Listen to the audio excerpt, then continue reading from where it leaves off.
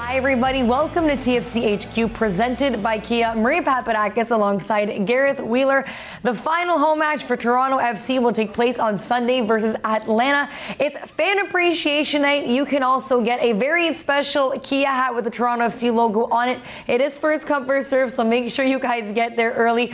But Gareth, what does this match mean for Toronto FC? Well, I think it's saying thanks to the great support that this club has had during a very long and sometimes difficult year for the team. Look, this season started back in February, playing in snow and incredibly cold conditions in Colorado, and it comes to a conclusion here at home against Atlanta, a team that, conveniently enough, is on 69 points, exactly where Toronto FC ended up last year, setting a MLS record in the process. So I think it's a day to say thanks. I think it's for the team, a day for the team to come out and really put together a top performance to show their appreciation for the support that they've been given as well. Atlanta is always a tough team to face off against, but it might be a little bit tougher for Toronto FC coming this Sunday. Jozy Altidore is out. He just had surgery. Drew Moore will not be in the match. So how does Toronto FC move forward and still play their 100% even though these guys are missing? Well, it was announced this week that Jozy Altidore had surgery on his ankle, and I spoke to Jozy before the announcement was made,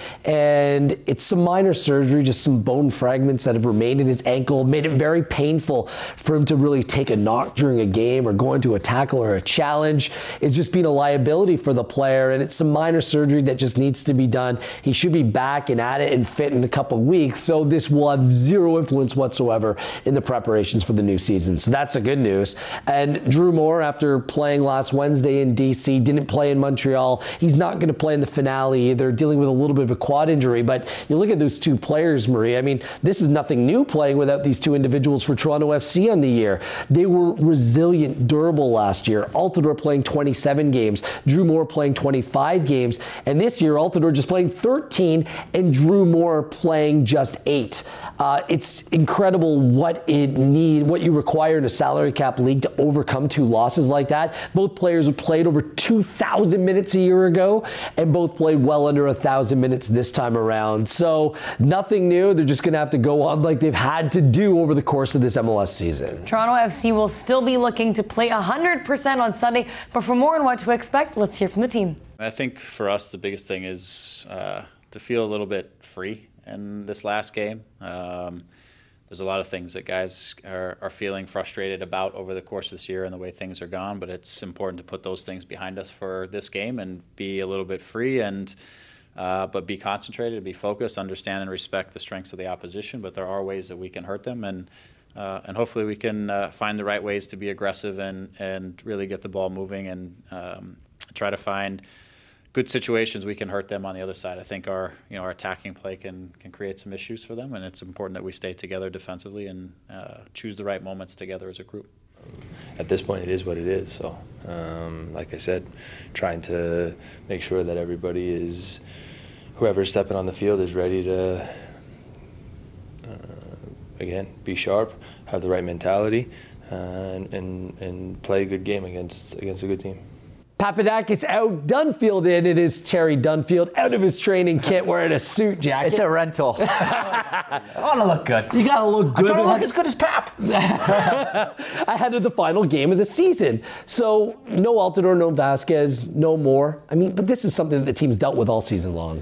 Yeah, it's going to be tricky. I think last game of the season, you always want a nice feeling going into your off-season. That makes that off-season circuit a little bit easier to do. And the CONCACAF Champions League is going to come around quick. I'm just looking, and I'm really intrigued how they're going to line up, because you might as well, some of the players may come and go, and there might be some different faces here next year, but the style of play, that's what's going to count. Yeah, and I think you need to look at the opposition a little bit. I think Atlanta are explosive in transition. This team is so dynamic, and I think there's two ways of approaching it. You go out like the New York Red Bulls did and get into the faces of Atlanta and stop them from playing out and try to really play in their half, or you sit a little bit deeper and you protect that space in behind. What do you think they'll do?